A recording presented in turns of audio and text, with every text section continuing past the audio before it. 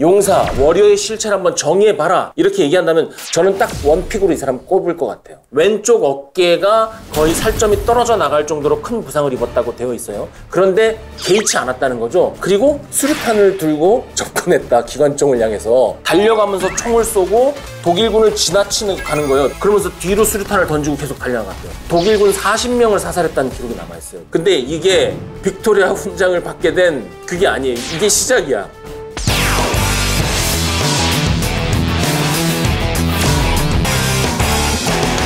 우리가 지금은 좀 익숙하지만 용사라는 단어, 그것은 SF 영화나 만화에만 나왔던 그런 단어죠. 여러분은 여기에 대해서 어떤 이미지를 가지고 계세요? 전쟁에 참전해서 혁혁한 성과를 거둔 인물? 아니면 부상을 입고도 개의치 않고 다시 전장으로 돌격하는 인물? 혹은 공경에 처한 동료나 부하들을 구하기 위해서 물불 가리지 않고 뛰어드는 그런 사람? 그런데 이 모든 이미지를 다 가져가는 사람이 있어요. 정말 여러분께 너무너무 소개하고 싶은 인물이었습니다. 제2차 세계대전 당시에 진정한 용사란 무엇인지 그것을 몸소 보여준 인물, 바로 뉴질랜드 출신 군인 찰스 어팸을 만나보시겠습니다.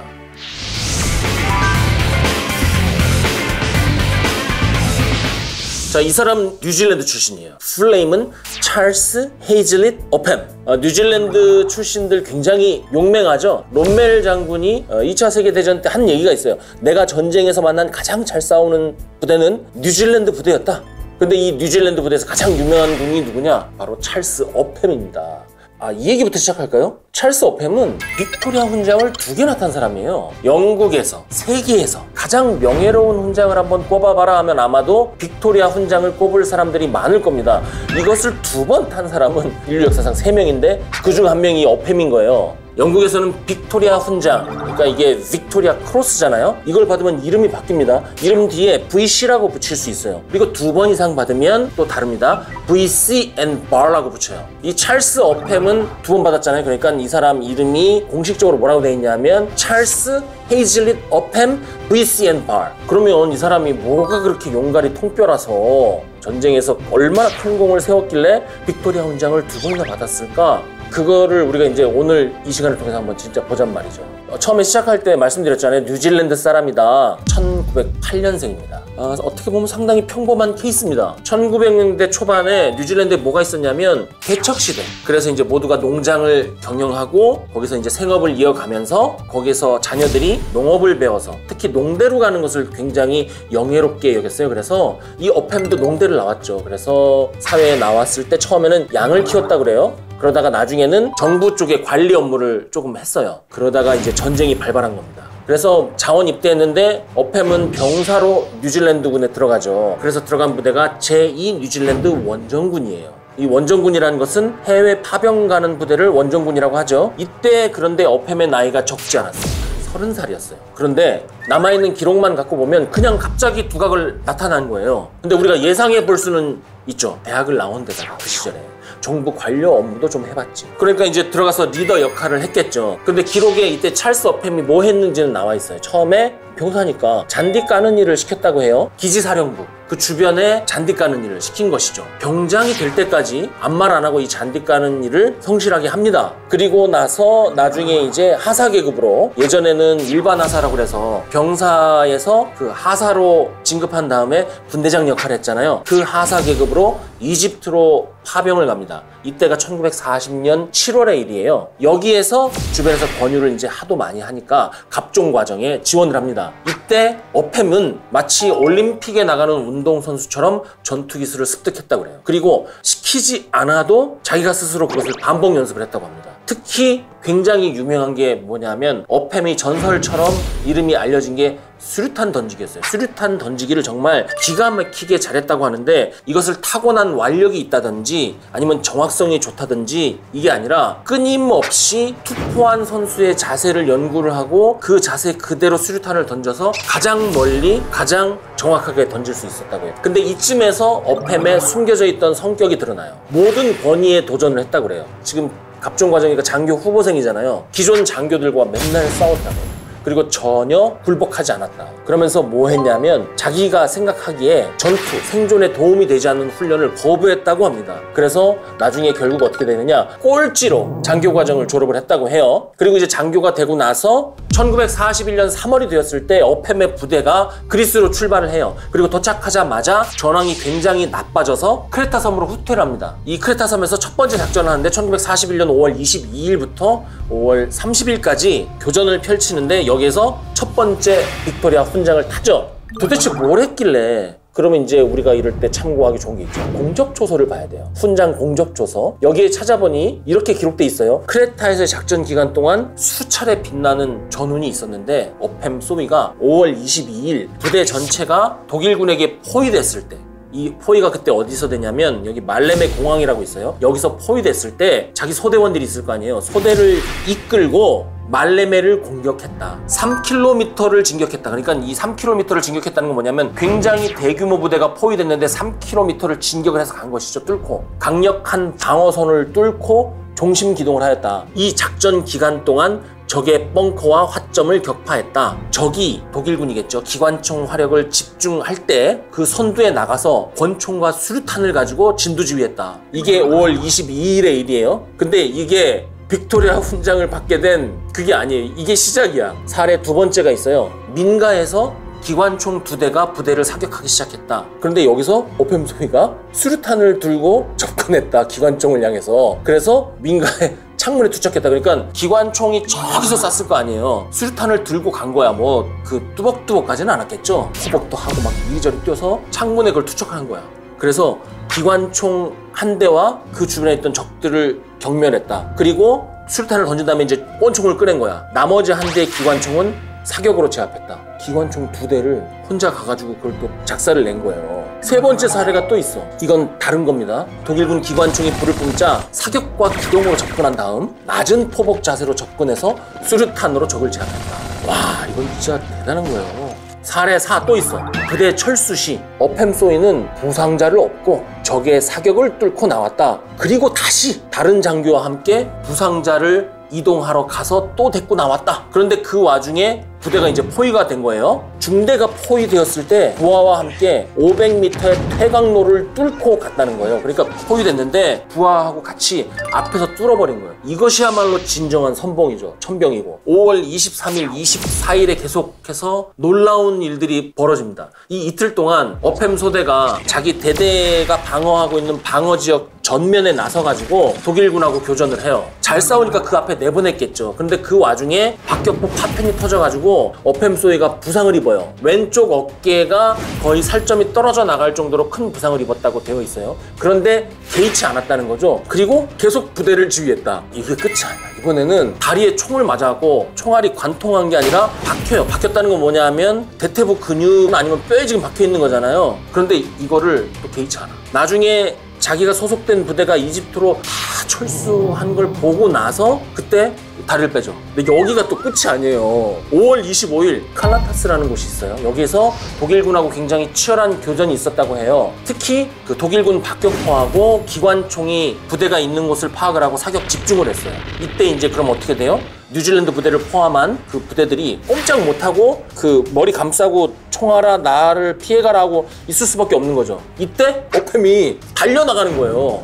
적방향으로. 그런데 독일군이 이때 사격을 막 집중하고 있다가 사격을 이제 연신이라는 걸 해요. 왜냐하면 지원 사격을 집중하다가 보병부대가 공격할 때 계속 쏘면 우군 피해가 나잖아요. 그렇기 때문에 사격 연신을 후방 쪽으로 해요. 후방은 뭐냐면 제2선에 있는 방어부대가 교전에 참가하지 못하고 예비부대가 들어오는 시간을 늦추기 위해서 연신한단 말이에요. 근데 야, 그거를 짐승처럼 직감을 알았을까? 그 사격 연신하는 그때 탁 튀어나간 거예요. 그 시기에 딱 맞춰서. 실제 기록에 보면 독일군이 굉장히 놀랐다고 돼 있어요. 근데 이 어팸이 어떻게 하냐면, 이거는 약간 좀 과장인 것 같은데, 근데 달려가면서 총을 쏘고 독일군을 지나치는 가는 거예요. 독일군은 뭐지? 그 봉하면서 그러면서 뒤로 수류탄을 던지고 계속 달려나갔대요. 근데 그 기록이 있어요. 독일군 40명을 사살했다는 기록이 남아있어요. 독일군이 정말 나자빠진 거죠. 어팸의 이 용감무쌍한 행동으로 시간을 벌어가지고 무사히 철수 준비를 할 수 있었다. 이렇게 기록이 되어 있어요. 근데 그 다음에 또 한 줄 더 있어요. 한번 보세요. 지금 독일군 쪽으로 들어간 거 아니에요. 자기 소대를 지휘하러 다시 글로 돌아와.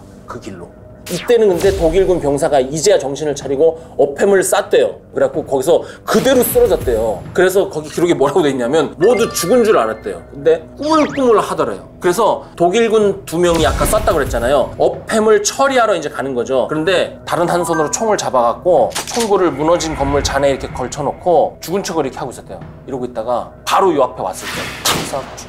그걸 보고 그 다른 병사, 독일군 병사 한 명이 어팸을 죽이러 뛰어와요. 이때는 어떻게 됐냐면 엎어지면 코 닿을 거리까지 다가왔었다고 그래요. 이 정도 거리였겠죠. 여기서 쏘고 독일군이 총에 맞아서 쓰러졌는데 어팸 총 위로 쓰러졌다고 돼 있어요. 이거는 그야말로 절체절명의 순간이었죠. 뭐 어팸이 그 뒤에 뭐 어떻게 딱 그 내용이 없는데 충격적인 내용이 하나가 나와요. 5월 30일에 스파키아라는 곳에 있었다. 소대원들이 어팸을 업거나 끌고 다녔다고 그래요. 그리고 적이 올 때마다 어찌나 고집을 피우는지 가장 위험한 곳에 소대장을 데리고 갈 수밖에 없었대요. 방어할 때는 구름 꼭대기로 업고 가가지고 기관총 진지로 데리고 가면 기관총을 꼭 본인이 잡았답니다. 그리고 나서 이제 이 부대가 완전히 안전지역으로 벗어난 후에 이제는 이제 병원에 갔겠죠. 종합병원에 갔는데 말 그대로 어팸 그 자체가 종합병원이었다. 총상 부상이 있으니까 피를 많이 흘려서 굉장히 생명도 위독하고 또 감염도 됐을 거 아니에요. 그래서 열이 많이 나서 안 좋은 상태인데 이때 이질까지 걸렸다고 해요. 그리고 병원 와갖고 비몽사몽일 거 아니에요. 근데 누가 와서 얘기하는 거죠. 너 훈장 받을 수 있을 것 같아. 지금 너 훈장 서운 올라갔어. 그랬더니 불같이 격렬하게 화를 냈다고 그래요. 왜 나만 받냐? 죽음의 사선을 함께 넘었는데 왜 나만 주냐? 안 받는다. 그게 왕실의 명령으로 내려가는 거잖아요. 그러니까 안 받을 수는 없어. 근데 받고 나서도 훈장 기장을 평소에 안 차고 다녔대요. 그리고 나서 그 이후에 행적이 없어요. 군인으로서 무엇을 했다가 안 나와 있어요. 근데 이 제가 찾아보니까 어팸의 일대기를 다룬 소설에 뭐라고 돼 있냐면 한 줄 있어요. 그 군단장이 어팸을 앓은 거야. 마음에 드는 거 어팸이. 그래갖고 죽을까봐 다시 안 내보냈대요. 그리고 그 다음 행적이 어디 나오냐면 1942년 북아프리카 서부전선에서 갑자기 갑툭튀해요. 어팸이. 42년에는 이제 대위로 진급을 했을 때입니다. 결론부터 말씀드리자면 이 어팸대위가 엘 알라메인 전투에 참전을 해요. 그리고 여기서 또 훈장을 받아요. 이번에는 무엇을 또 어떻게 했길래 1942년 7월 14일 15일 이 양일간 북아프리카 서부 사막에서 벌어진 전투에 참전을 하는데 이게 루웨이사트 전투라고 하는데 찰스 어팸 VC 대위는 2번의 부상에도 불구하고 적의 사격이 빗발치는 개활지를 건너서 전진하여 적의 접근을 막을 수 있는 지형을 선점한 뒤 독일군이 다른 데로 이동하기 위해서 트럭에 딱 타고 있네? 수류탄을 던져서 그 트럭을 완파한 거 혼자. 그리고 수류탄을 던지니까 독일군이 어떻게 하겠어요? 뛰어내리잖아. 독일군을 향해서 돌진을 했대요. 그래서 뒤에 따라온 부대원들과 함께 독일군을 격퇴했다. 그리고 여명이 되었을 때 이제 새벽까지 계속 거기서 전투 행위를 했다는 거죠. 대대는 예비대를 보내서 전진을 하려고 했는데 이때 갑자기 독일군의 사격이 집중되었다. 독일군이 방어진지에 있다가 뉴질랜드 부대를 향해서 갑자기 사격을 개시했다. 근데 문제가 뭐냐면 기관총이 4대네. 그리고 보니까 빵빵 하나씩 터지는데 탱크가 있네? 큰일 난 거죠. 이때 갑자기 어팸대위가 뛰쳐나가는 거예요. 불이 뿜어져 나오고 있는 기관총 진지를 향해 약진했다고 돼 있어요. 그러자 독일군의 기관총과 소총이 모두 어팸을 겨냥하고 사격하기 시작했다. 이때 어팸이 왼쪽으로 우회하여서 적진으로 직진으로 들어가서 뭐라고 했냐면 난장판을 만들어 나왔다. 그리고 탱크로 달려가서 수류탄을 까넣어서 탱크를 파괴시켰대요. 거기서 안 끝나고 막 다니면서 기관총 진지, 독일 차, 장비 보이는 것을 다 부셔놓았대요. 그런데 이때 손이 또 덜렁덜렁한 거지. 정신을 차리고 보니까 왜 총에 맞은 거죠 가면서. 그러면 이제 어떻게 될까요? 우리는 이제 뭐 어렵지 않게 예측을 할 수 있어요. 계속 가는 거야. 이번에 방향이 어디냐면 지금 독일군을 뚫고 들어가고 전차 기관총 다 까부숴놨잖아요. 근데 달려가는 방향이 이쪽이야. 왜? 뒤에 보니까 부하가 고립돼 있는 거예요. 부하들을 구출해낸 다음에 복수하러 가요. 독일군이 있는 곳으로 돌진한다고 써 있어요. 1대 17 정도가 아니라 막 1대 30, 1대 100 아까 40명 죽였으니까 막 1대 100, 1대 200을 하는 거야. 근데 이번에는 요 앞에랑 좀 달라요. 조금 일찍 멈춰요. 왜냐하면 옛날에 한번 다친 사람은 완전히 회복이 안 되잖아요. 그래갖고 탈진을 했어요. 그래갖고 부대원들이 가서 이제 임시 후송을 하죠. 근데 수혈만 받고 바로 중대로 복귀를 했대요. 그런데 이때 어팸 대위가 있던 중대가 위기에 처합니다. 그 부대 위치가 독일군 포병에게 좌표 단위로 입력이 돼서 그 야포가 떨어지기 시작하는 거예요. 그래서 이 포탄 파편에 하필 맞아갖고 지금까지 입었던 부상을 다 합친 것만큼 큰 부상을 입어요. 아예 움직일 수가 없을 정도가 되었다 라고 독일군에게 포로가 됐다고 써 있어요. 이 포로가 되었을 때의 그의 그 행동 때문에 두 번째 훈장이 상실됩니다.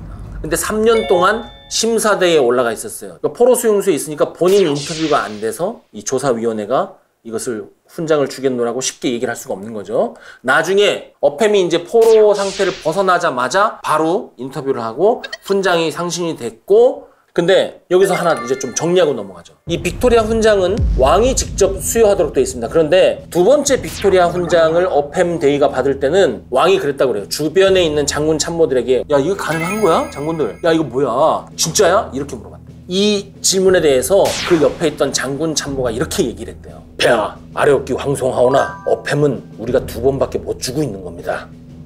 그 사람이 어떤 사람인지 알 수 있는 거는 이 사람이 바닥을 쳤을 때 어떤 사람인지 알 수 있는 것 같아요. 어팸이 제일 먼저 한 행동이 무엇이었을까요? 포로 수용소에 가서 도착하자마자 도착한 그날 탈출을 시도해요. 이제 포로가 되자마자 크게 다쳤잖아요. 그러니까 그 추축국 이탈리아 병원에서 치료를 마치고 이탈리아 포로 수용소로 가는 거기서 바로 탈출 시도를 해요. 달리는 트럭에서 뛰어내려요 일단. 그리고 400m를 전력 질주했다고 돼 있어요. 근데 체포가 된 이유가 있어요. 발목이 부러져서. 뛰어낸 부러진 발목으로 400m를 전력 질주한 거예요. 그리고 이제 1943년 여름이 됩니다. 이 포로 수용소에서 이번에는 이제 조금 신중하게 지형을 눈에다 넣은 거예요. 그래서 다 머리에 외웠어. 외우자마자 대낮에 이번에 그 장벽을 넘어서 탈출을 시도합니다. 그런데 장벽 위에 그 윤영철조망이라고 있죠. 유자철조망. 거기에 옷이 딱 엉키면서 거기에 떨어져서 꼼짝없이 잡혔다고 돼 있어요. 근데 이 사진 보세요. 이거는 독일군이 탈주의 증거로 남기기 위해서 찍은 사진입니다. 담배와 불을 달라고 해서 담배를 피우고 있는 상황이랍니다. 이런 여유가 도대체 어디서 나오는지 모르겠어요. 저 표정하면. 그래서 이 이후로 굉장히 악명 높은 독일의 콜디츠 성이라고 있어요. 여기에 이제 이송을 가요. 그게 1944년 10월 14일의 일입니다. 그런데 이송되는 와중에 또 탈출을 해요. 철도로 이송을 했다 그래요. 고속 직선로 구간에서. 감시병의 그 감시가 잠깐 소홀해 주는 거죠. 왜냐하면 거기서 뛰어내리면 죽어. 그 심리적인 틈을 타서 화장실 창문을 통해서 뛰어내려가지고 어떻게 됐냐면 바닥에 부딪혀서 그대로 실신했다고 그래요. 잠시 실신했다가 깨어나서 주변에 있는 과수원으로 달려갔대요. 그리고 숨었는데 이제 독일군이 모든 병력을 다 풀었겠죠. 그래갖고 12시간 만에 잡혀가지고 악명 높은 포로 수용소로 갔다. 그리고 그 이후에도 전쟁이 끝나서 풀려날 때까지 계속해서 탈출을 시도했다고 써 있습니다. 이 독일 콜디츠성 감옥에서 어팸을 구한 것은 미군이었다고 하고요. 1945년 4월 16일. 그런데 이때 처음 한 말이 무엇이었느냐? 총을 주시오. 나도 당신들과 함께 독일군과 싸우겠어. 이렇게 얘기를 했다고 합니다. 안 된다고 이제 얘기를 하니까 어팸 대위가 뭐라고 하냐면 그러면 나 부대에 머물게라도 해주시오. 나 후송 보내거나 아니면 본국으로 보내지 말고 전장에 있게 해주시오. 근데 미국은 역시 안 됩니다. 그래서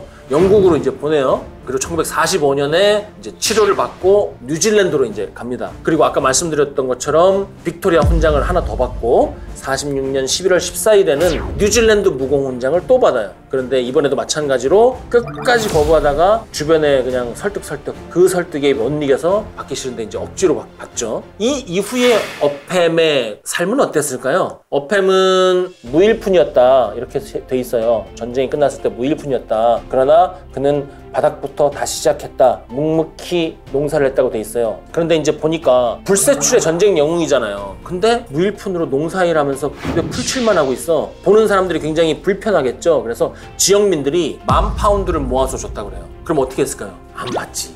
너도 해놓고 그 성의를 거절할 수 없으니까 2차 세계대전 참전자 장학재단에 10,000파운드를 통째로 기부했다고 해요. 통도 커.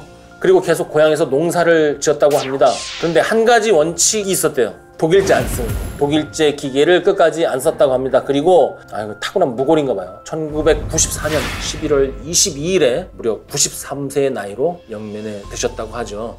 당시에 소위가 쏠 수 있는 총이라는 게 사실은 네. 이케아 M1? 네. 근데 그걸 가지고 혼자 들어가서 40명을 어떻게... 거기에 정확하게 기록이 뭐라고 돼 있냐면 먼저 뚫고 들어갔고 뒤이어서 부하들 몇 명과 같이 휩쓸었다고 돼 있거든요. 탄이래 봐야 뭐 그리고 뭐 그 탕탕 한 발 쏘면 막 쏘는 거죠. 수류탄도. 그 다음에 어떻게 해야? 아주 단순한데 이게 우리가 전장의 실상을 알면 너무나 쉬워요. 독일군 총으로. 네. 그런데 그게 쉽지 않고 그 막 손발이 다 떨리면 보통 사람이 아니에요.